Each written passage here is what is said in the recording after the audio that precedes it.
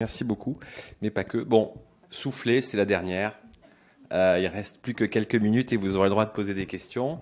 Merci Anton de m'avoir laissé quelques minutes parce que je me suis dit que j'allais attaquer à 10h30. Donc les outils digitaux, peut-être quelques éléments, donc évidemment en lien avec la grande cohorte qui va se construire, mais avant quelques aspects, quelques généralités, et puis quelques exemples d'applications avec un lien entre l'applicabilité pratique et des questions de recherche.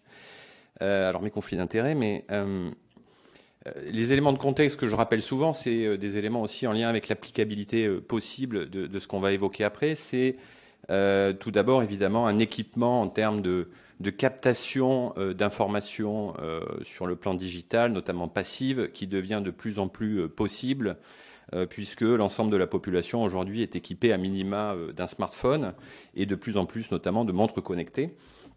Et on constate en tout cas un accroissement important de cet accès au smartphone et à ce qu'on appelle les wearables, qui permettent un recueil de données écologiques en temps réel pour les patients, et donc ils vont énormément enrichir la manière de capter une information d'un comportement donné notamment.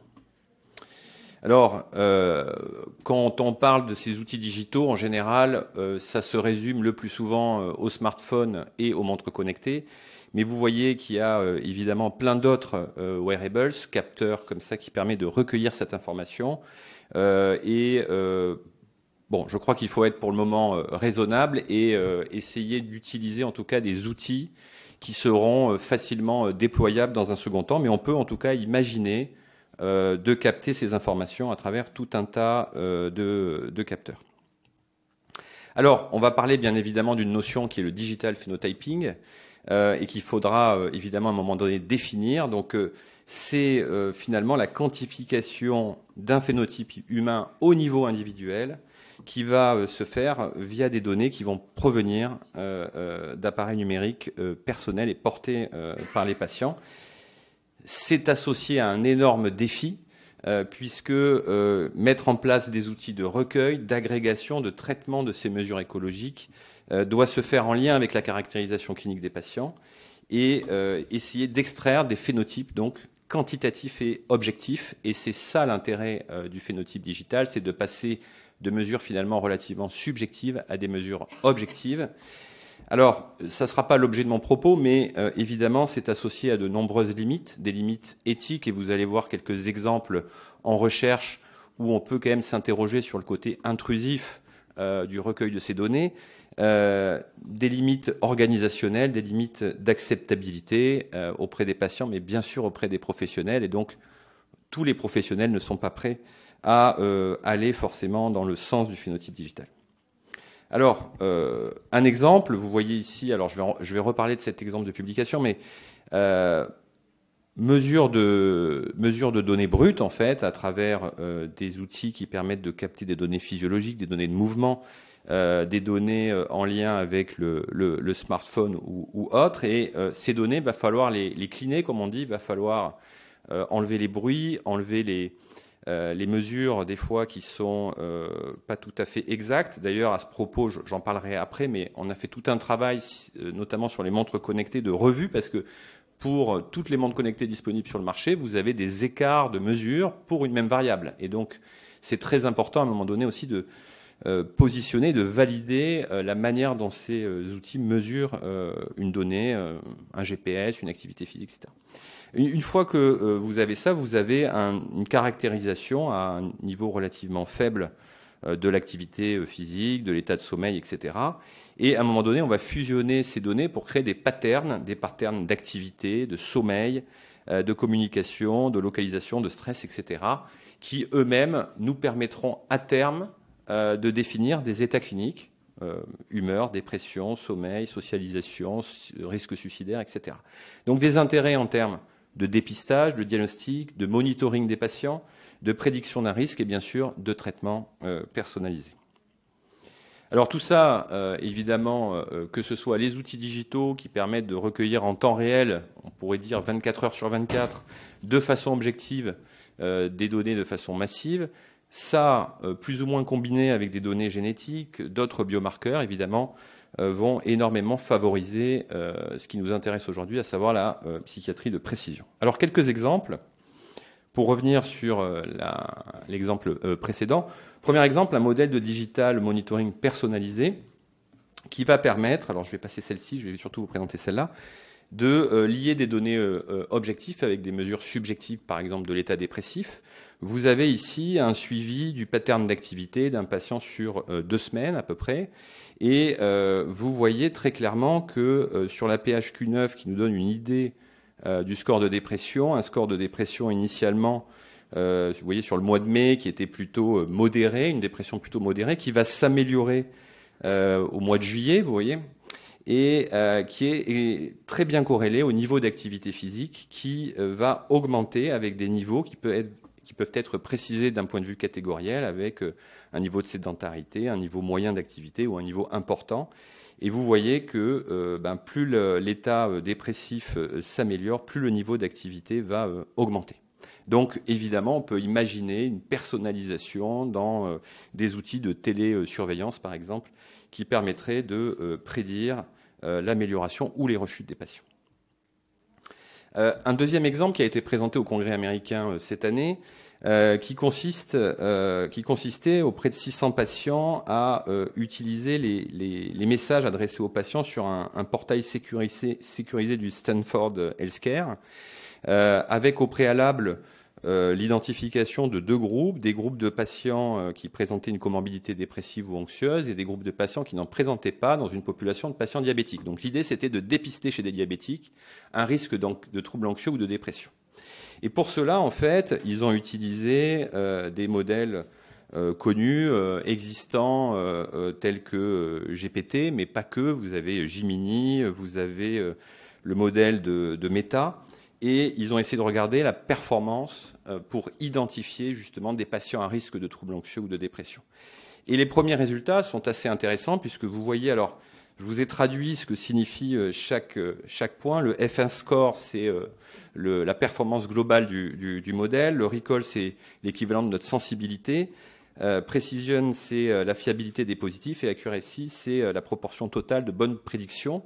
Et vous voyez qu'à chaque fois, vous avez quand même... alors, à part pour GPT, finalement, sur la performance globale, mais pour l'ensemble des modèles qui ont été utilisés, des niveaux de prédictibilité relativement bons, en sachant que dans ce modèle-là, il n'y avait aucun entraînement des modèles au préalable. Donc, vous avez d'autres résultats que je n'ai pas présentés ici, avec un entraînement des modèles au préalable qui améliore aussi cette prédictibilité. Et puis, un dernier exemple, c'est l'apport du digital phenotyping sur, par exemple, des études d'association pangénomique. Ici, un travail qui a été publié en tout début d'année dans des cohortes de patients adolescents souffrant de troubles déficitaires de l'attention. Et ils ont regardé ce que donnaient les résultats au sein de cette cohorte avec une analyse classique pangénomique ou une analyse qui passerait par une définition via un phénotype digital du trouble déficitaire de l'attention. Et les résultats sont assez spectaculaires. Alors, la diapositive est lourde, mais vous allez voir, c'est assez simple. Le modèle A, c'est le modèle classique, un modèle binaire où le phénotype, c'est TADA ou non TADA. Et vous voyez que nous avons 0 locus significatif identifié. Si je passe maintenant à l'utilisation du phénotypage digital, avec 2 façons d'analyser ce phénotypage digital, soit de façon multivariée, où on prend finalement chaque trait digitaux, vous avez d'ores et déjà, cette fois-ci, 2 locus significatifs identifiés associés au TADA.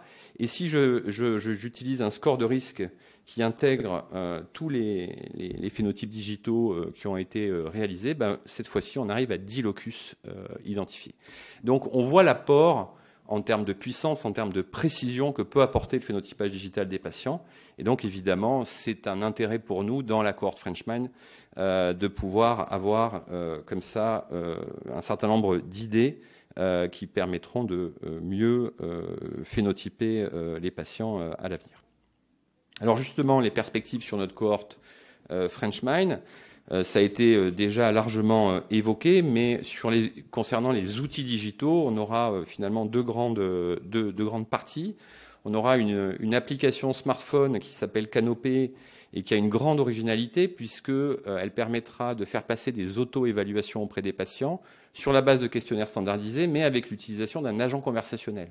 Donc, au lieu de lire les questions et d'y répondre, vous aurez un agent un peu intelligent qui va vous parler et vous motiver à la réalisation de ces questionnaires.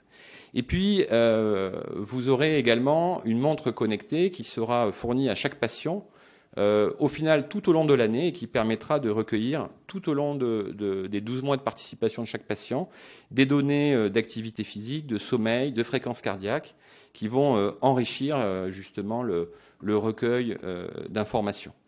L'autre point peut-être à souligner, c'est que pour des raisons aussi de sécurité, nous fournirons à chaque patient un smartphone pour être certain que l'anonymat soit respecté et que même si les données passées, par exemple, par les États-Unis, on ne puisse pas, à un moment donné, utiliser ces données à d'autres fins que celles prévues pour cette recherche. Alors, je vous ai cité tout à l'heure l'exemple des fameuses montres connectées. Alors, il y en a plus que 4, mais vous voyez ici, par exemple, 4 types. Alors, il n'y a pas que des montres connectées. Oura, c'est une bague, mais bon, on n'a pas choisi la bague. Il faut évidemment avoir des outils validés. Et donc, on était bien évidemment intéressé par WeSing, puisque c'est une marque française. La difficulté, c'est que WeSing n'a validé d'aucune façon ses algorithmes et sa capacité à détecter le sommeil, l'activité physique ou encore la fréquence cardiaque. Et donc, vous voyez les différences. L'actigraphe, c'est un outil, une montre connectée qui est très utilisée en recherche, mais qui ne permet pas le transfert des données dématérialisées. Donc, ça voulait dire d'envoyer par la poste les montres, de les récupérer. Enfin, c'était pas réalisable. Donc, on s'est tourné vers la montre Fitbit, qui a des données dans la littérature qui ont validé les mesures concernant le sommeil, l'activité physique et la fréquence cardiaque, qui a une autonomie suffisante aussi, parce qu'il faut que les patients n'aient pas à recharger tous les jours leur montre, et dont les données sont transférables pour un coût qui reste acceptable, en tout cas, à financer pour le projet. Donc au total, on va pouvoir recueillir tout un tas de données passives. Vous avez ici une certaine liste. Certaines sont en cours d'évaluation, comme par exemple l'exposition à la lumière, qui peut avoir un grand intérêt, mais encore faut-il vérifier que sa faisabilité.